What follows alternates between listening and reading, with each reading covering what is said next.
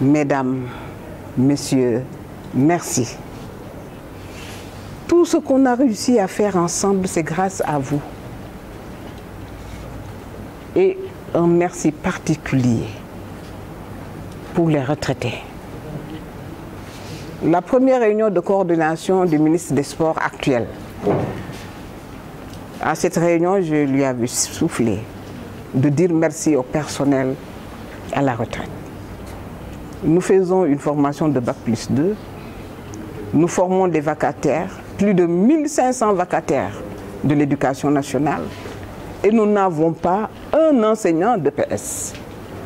Donc ce sont les retraités du CNEPS qui acceptent de se sacrifier, qui vont faire des supervisions à Matam, à Dagana, à Podor, à Ziguinchor, à Kolda, des gens à la retraite, et qui ne sont pas dans le besoin, parce qu'on ne leur paye même pas.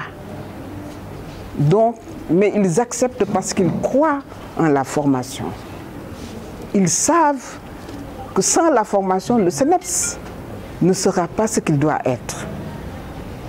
C'est une phrase que j'ai l'habitude de dire. La formation est la vocation première du CNEPS. Et c'est la raison pour laquelle j'avais décidé qu'il n'y ait pas de pot. Peut-être les agents sont passés outre. Même mon frère qui vient de parler, je ne sais même pas qui l'a averti. Ils sont passés outre, mais j'avais dit que je ne voudrais pas de pot parce qu'il me reste à la gorge quand même ce problème de ce jeune Sénégalais dont fait partie Ibrahima Ndiaye, des jeunes qui ont accepté de participer à leur formation, qui sont des enseignants d'EPS valables et qui jusqu'à présent, parmi eux, certains sont encore laissés en rade, et qui peuvent servir ce pays et qui sont prêts à le faire. Et c'est la raison pour laquelle même le président de votre association, quand il m'a appelé, je lui ai dit que personne ne se déplace parce qu'il n'y aura pas de pot. Bon, je ne savais pas que c'était déjà ce qu'on est en train de faire, mais c'est par devoir que nous le faisons. C'est une obligation, on doit le faire. Alors pourquoi en parler à la presse? Et c'est pourquoi je ne suis pas trop médiatique. Et donc je ne m'approche pas trop des journalistes pour dire que voilà ceci ou cela. Je pense que quand on fait ce qu'on a à faire, on laisse les gens commenter. Peut-être il peut y avoir des incompréhensions, comme il y a eu des incompréhensions avec Sid Academy. Je tiens à le souligner ici, parce qu'il y a pas mal de commentaires. Mais comme j'ai beaucoup de parents à Thiès, j'entends pas mal de commentaires. Nous sommes dans une structure publique. Nous sommes dans une institution. Il faut que l'administration reste administrative. Nous ne pouvons pas, dans une structure publique, avoir deux mâts pour la montée des drapeaux. Le CNEPS a un mât pour monter les drapeaux. Sid Academy, c'est une structure privée qui fait beaucoup pour la jeunesse sénégalaise et pour le sport sénégalais, mais qui est beaucoup soutenue aussi par l'État à travers le CNEPS.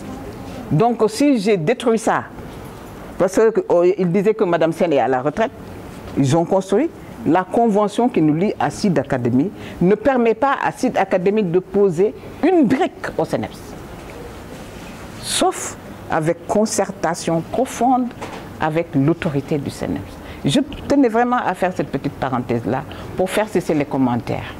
Parce que les gens en parlent comme si c'est par méchanceté que Mme Sen a détruit. C'est par respect de l'administration. L'administration fait partie des remparts de l'État. Si l'administration flanche quelque part, nous risquons de perdre notre République.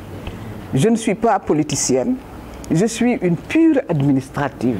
Et c'est la raison pour laquelle aussi, je suis à l'aise quand je prends des décisions.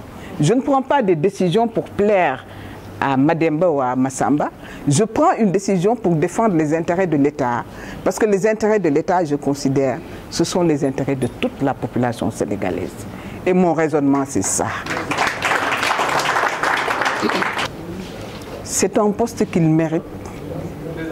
Je suis convaincue qu'il fera plus que Mme Sen. J'en suis convaincue. Parce que vous avez des bases peut-être que moi-même, je n'avais pas. Vous avez une base assez solide et il y a des grands projets qui ont été établis.